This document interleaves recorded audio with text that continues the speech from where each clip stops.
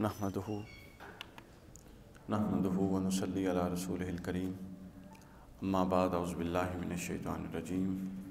بسم اللہ الرحمن الرحیم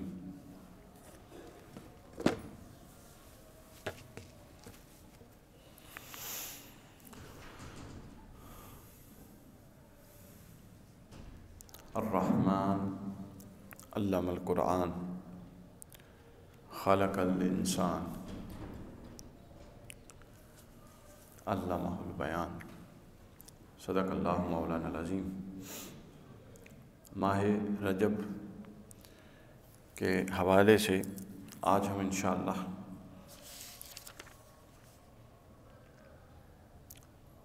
حضرت مولا کائنات حضرت علی کرم اللہ وجہ الکریم کی ذات بابرکات کے حوالے سے کچھ گزارشات پیش کریں گے، اور وہ ان کی شخصیت کا ایک حصہ اور ایک پہلو ہوگا جس پر ہم بات کریں گے۔ عام طور پہ اس کے آپ کے جو فضائل اور مناقب بیان ہوتے ہیں،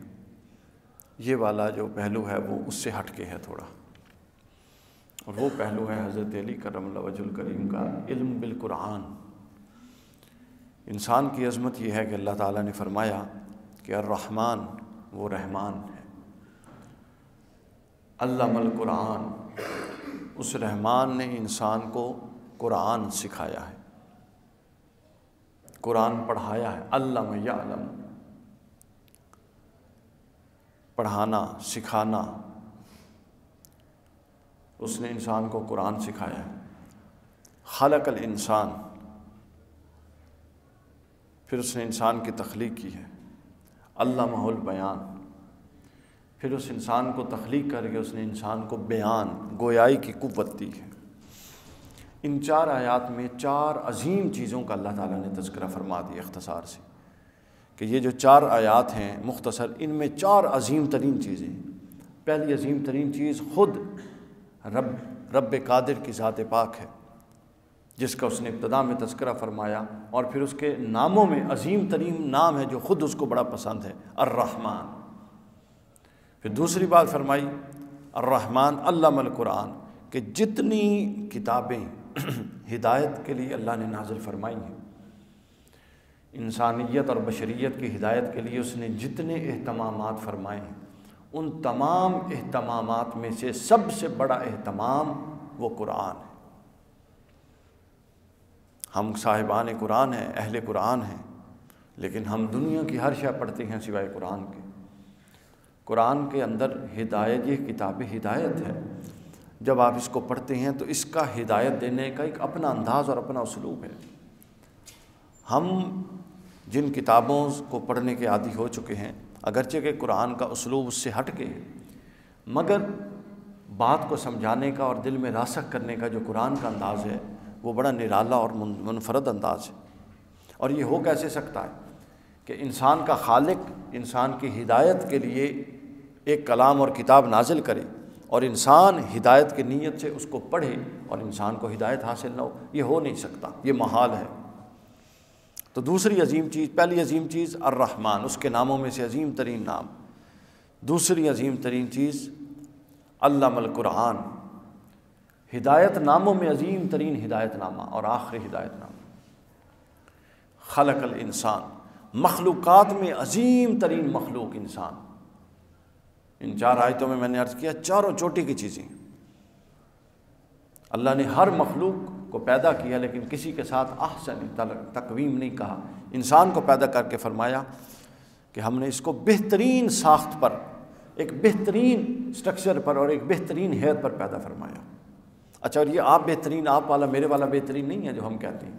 یہ رب کہہ رہا ہے۔ ذرا دیکھیے، یعنی جو 18,000 کم و بیش عالموں کا جس نے خلق کیا، چھوٹی سے چھوٹی چونٹی سے لے کر اور ایک ذرے سے لے کر اور یہ کہکشاں اور یہ انسان سب کچھ خلق کیا، وہ فرما رہا ہے کہ میری تمام مخلوقات جو اس نے اپنے ارادے کے تحت خلق فرمائیں، ان میں وہ کہتا ہے بہترین مخلوق انسان ہے۔ خلق الانسان، پھر اس کے بعد علمہ البیان، کہ میں نے جتنی انسان کو صلاحیتیں دیں ان تمام میں سب سے بہترین صلاحیت یہ ہے کہ وہ اپنے معافی ضمیر کا اظہار کر سکتا ہے۔ بیان معمولی بات نہیں ہے، بیان اپنی بات کو دوسرے تک منتقل کر سکتا۔ سلسلہ ہدایت اللہ نے بیان کے ساتھ جوڑ کے رکھا، اس لیے قرآن کا ایک نام البیان بھی ہے جو خود قرآن نے بھی بیان کیا، حدیث میں بھی آیا البیان۔ یہ وہ ہے جس کے ذریعے بات کر کے آپ اس کی ہدایت دوسرے کو منتقل کرتے ہیں۔ کیا خوبصورت بات ہے۔ دیکھیے ہم جدید دور میں رہتے ہیں اور ہم کہتے ہیں، ہمارے مولوی بھی عجیب لوگ ہیں سر، وہ کہتے ہیں جی کسی دور میں جی یہ ٹی وی حرام تھا، یہ کیسے چل جاتا ہے، یہ ویوز کیسے آتی ہیں۔ اللہ کے بندوں، یہ بنیادی چیزیں تو شروع سے طے تھیں۔ آپ وہاں بیٹھے ہیں، میں یہاں بیٹھا ہوں، ہمارے درمیان ظاہراً کوئی تار اور میڈیا نہیں ہے، میں ادھر بیٹھ کے ہونٹ ہلا رہا ہوں اور آپ میری بات سن رہے ہیں، تو کچھ تو درمیان میں ہے نا جو ٹرانسفر کر رہا ہے میری اس ساؤنڈ ویوز کو آپ کی کانوں تک،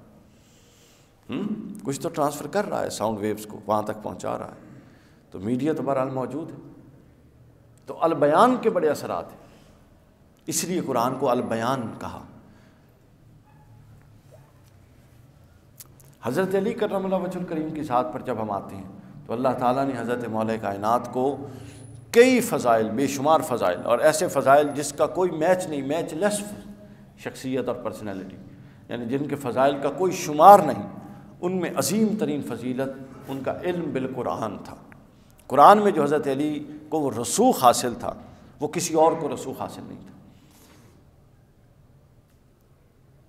امام ابو نعیم نے حلیۃ الاولیاء میں حضرت عبداللہ ابن عباس رضی اللہ تعالیٰ عنہ کا ایک قول نقل کیا۔ حضرت عبداللہ ابن عباس جن کو امت کا سب سے بڑا عالم حبر هذه الامہ کہتے ہیں، بہت بڑے عالم تھے، ان کا قول اور ان کا بیان نقل کیا۔ وہ فرماتے ہیں کہ اگر علم کو، اب اس کا مفہوم بتا رہا ہوں، اگر علم کو اور قرآن کے علم کو 100 حصوں میں تقسیم کر دیا جائے، 100 حصوں میں، تو اس میں سے 10 حصے ایسے ہیں جو رسول اللہ صلی اللہ علیہ وسلم کی پوری امت پر تقسیم کر دیے گئے ہیں، اور اس میں سے 90 حصے ایسے ہیں جو صرف علی المرتضیٰ کے پاس ہیں۔ اور حضرت عبداللہ ابن عباس جس سے اکثر تفاسیر مروی ہیں قرآن کی، اکثر تفاسیر، ان کو خود وہ کہتے ہیں کہ جب کوئی مسئلہ پیش آتا تو میں قرآن کی آیت کی تفسیر جاننے کے لیے علی المرتضیٰ کی بارگاہ میں پیش ہوتا۔ اور اسی حلیۃ الاولیاء میں امام ابو نعیم فرماتے ہیں، بیان کرتے ہیں کہ حضرت ابن عباس فرماتے ہیں کہ ایک دفعہ میں نے حضرت علی سے بسم اللہ کی یا بعض روایتوں میں سورہ فاتحہ کی تفسیر پڑھی، تفسیر پوچھی اس کا کیا مراد ہے، اس کی تفسیر فرمائیں۔ فرماتے ہیں کہ ہم عشاء کے بعد بیٹھے تھے اور فجر کی اذان ہو گئی، ابھی حضرت علی بسم اللہ کی با اور سین سے آگے نہیں گزرے تھے، آگے نہیں گزرے تھے۔ اسی حوالے سے امام فخر الدین رازی علیہ رحمہ نے ایک بہت شاندار بات نقل کی۔ وہ فرماتے ہیں، امام فخر الدین رازی تفسیر کبیر میں فرماتے، بسم اللہ کی تفسیر میں فرماتے ہیں کہ تمام علم جو پوری کائنات میں اللہ نے ہدایت کے لیے الہامی کتابوں کے ذریعے نازل کیا، وہ سب علم قرآن میں سمو دیا گیا ہے۔ اب تورات بھی قرآن میں ہے، انجیل بھی قرآن میں ہے، زبور بھی قرآن میں ہے، اور دیگر صحائف کی جو ہدایت تھی وہ سب کچھ قرآن کے اندر موجود ہے۔ فرماتے ہیں پھر قرآن پورے کا علم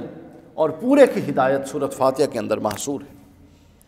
پھر سورۃ فاتحہ کی پوری ہدایت اللہ تعالیٰ نے اس کی تاثیر، ہدایت کی تاثیر بسم اللہ کے اندر رکھ دی، اور پھر بسم اللہ کی پوری تاثیر اللہ تعالیٰ نے بسم اللہ کی با کے اندر رکھ دی ہے، اور بسم اللہ کی با کی وہ تاثیر بسم اللہ کے با کے نقطہ کے اندر رکھ دی ہے۔ اور حضرت علی فرماتے ہیں انا نقطۃ تحت البا، اس با کے نیچے، بے کے بسم اللہ کے نیچے جو نقطہ ہے وہ میں علی ابن ابی طالب ہوں۔ علم میں تبحر میں یہ عالم تھا۔ حضرت علی کے حوالے سے ایک اہم بات جو عام طور پہ آپ لوگوں نے نہیں سنی ہوئی، وہ یہ کہ حضرت علی پہلے جامع القرآن تھے، جامع، قرآن کو جمع کرنے والے، ابتدائی طور پہ جمع کرنے والے۔ معروف سیدنا عثمان غنی رضی اللہ تعالیٰ عنہ کے حوالے سے، انہوں نے بھی جمع کیا، لیکن وہ جمع اور تھی، وہ بین الاقوامی سطح کی جمع تھی، کہ جو جمع شدہ تھا اس میں انہوں نے جو مختلف لہجات تھے اس کے مطابق جو حجازی لہجہ تھا اس کو باقی رکھا، ایک رسم الخط کو جاری فرمایا، اعراب اور نقطوں کی طرف بات آئی، باقی جو چیزیں تھیں اپنا نسخے تھے ان کو تلف کروا دیا۔ کیوں؟ کیونکہ اسلام عجم کے علاقوں میں پھیل چکا تھا تاکہ پڑھنے میں غلطیاں نہ ہوں۔ حضرت عثمان کا جمع وہ والا ہے، مگر ابتدان اور اصلاً جس نے قرآن جمع کیا وہ حضرت مولا کائنات حضرت علی کرم اللہ وجہہ جامع القرآن۔ امام سیوطی علیہ الرحمہ نے تالیف الخلفاء میں لکھا کہ جس نے سب سے پہلے قرآن کو جمع کیا اور جمع کر کے ہم نے تو حضور کی وفات کے بعد کر کے حضور کی حیات مبارکہ میں بھی امام سیوطی نے تاریخ الخلفاء میں لکھا کہ جس نے اور امام عبید اللہ امرتسری علیہ الرحمہ نے ارج المطالب میں اس کی تخریج کی کہ جس نے سب سے پہلے قرآن مجید کو جمع کر کے بین اللوحین تو نہیں تھا لیکن تمام وہ جو پتے تھے یا چمڑا تھا جس پر لکھا ہوا تھا وہ جمع کر کے رسول اللہ کی خدمت میں اور آپ کی بارگاہ میں پیش کیا تھا وہ حضرت علی ابن ابی طالب تھے۔ اور پھر ابو داؤد کی حدیث پاک سنن ابی داؤد امام ابن سیرین اس کو روایت کرتے ہیں بیان کرتے ہیں اور ابن سیرین نے روایت کیا حضرت اکرمہ سے جو عبداللہ ابن عباس کے شاگرد تھے کہ جب حضرت ابوبکر صدیق رضی اللہ تعالیٰ عنہ کی بیعت لی گئی تو حضرت علی اس بیعت میں شریک نہ تھے، گھر میں بیٹھے تھے۔ حضرت ابوبکر نے حضرت علی سے پیغام دلوا بھیجا کہ آپ میری بیعت کو ناپسند کرتے ہیں، کراہت رکھتے ہیں، اس لیے تشریف نہیں لائے۔ تو حضرت ابوبکر کو حضرت علی نے جواب بھیجا کہ آپ کی بیعت کو میں ہرگز ناپسند یا کراہت نہیں رکھتا بلکہ اس کی وجہ کچھ اور ہے۔ پوچھا گیا کہ وجہ کیا ہے تو آپ نے فرمایا میری رائے میں سمجھتا ہوں چونکہ رسول اللہ کے فوراً بعد فتنے اٹھ رہی ہیں تو کہیں کوئی قرآن میں قطع برید اور اضافہ اور کمی کی کوشش نہ کرے، لہٰذا میں نے یہ قسم اٹھائی ہے کہ جب تک قرآن کو جمع نہیں کر لوں گا اپنے کندھوں سے چادر نماز کے علاوہ نہیں اتاروں گا۔ پھر آپ بیٹھے اور آپ نے وہ تمام قرآن جو نازل ہوا تھا اس کو جمع فرمایا، اور سب سے بڑی کرامت اس جمع میں وہ ذرا سن لیجئے، طلبہ بھی آج تشریف فرما ہے، سب سے بڑی کرامت وہ یہ ہے کہ اس وقت جب نازل ہو رہا تھا، اور حضرت علی کی سب سے بڑی کنٹریبیوشن ہے ابو داؤد کی اس روایت کے مطابق، وہ سن لیجئے کہ جب قرآن نازل ہوا تھا تو قرآن کے شان نزول تو مختلف ہیں۔ آخری پارے کی صورت پہلے نازل ہو رہی تھی،